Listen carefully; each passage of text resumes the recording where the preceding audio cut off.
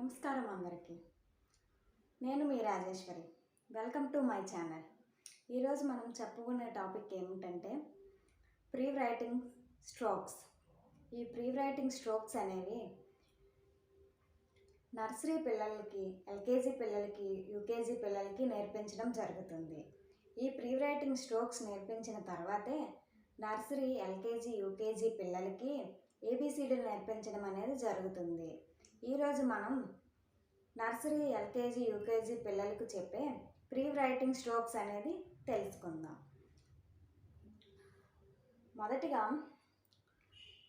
Standing line ఉంటుంది, రెండవది sleeping line ఉంటుంది, మూడవది లెఫ్ట్ కవ్ ఉంటుంది, నాలుగవది రైట్ కవ్ ఉంటుంది, ఐదవది లెఫ్ట్ స్టాండింగ్ లైన్ ఉంటుంది, ఆరవది రైట్ స్టాండింగ్ లైన్ ఉంటుంది, ఏడవది అప్ కవ్ ఉంటుంది, ఎనిమిదవది డౌన్ కవ్ ఉంటుంది. ఇలా నర్సరీ, ఎల్కేజీ, యూకేజీ పిల్లలకి ప్రీ రైటింగ్ స్ట్రోక్స్ నేర్పించడం జరుగుతుంది. ఈ ప్రీ రైటింగ్ స్ట్రోక్స్ చెప్పినా పిల్లలకి ఏమీ అర్థం కాదు. అదే మనం బండ గుర్తు ద్వారా చెప్తే పిల్లలు వెంటనే గుర్తుపడతారు.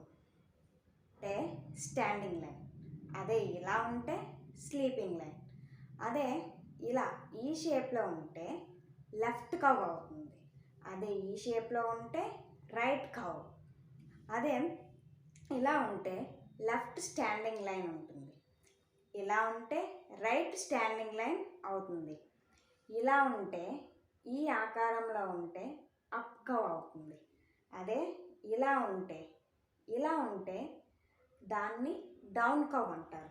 ఇవి నేర్పించిన తర్వాత ఏబిసిడీలు నేర్పించడం అనేది జరుగుతుంది. ఇప్పుడు ఏబిసిడీలు ఏ విధంగా ఉంటాయో పిల్లలకి చూపిద్దాం. ఇప్పుడు మనం పిల్లలకి ఏబిసిడీలు ఎలా ఉంటాయో చూపించాలి.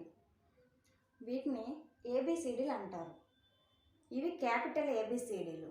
వీటిని చూపించి ఇలా ఉంటాయి ఏబిసిడీలు అని నేర్పించడం జరుగుతుంది.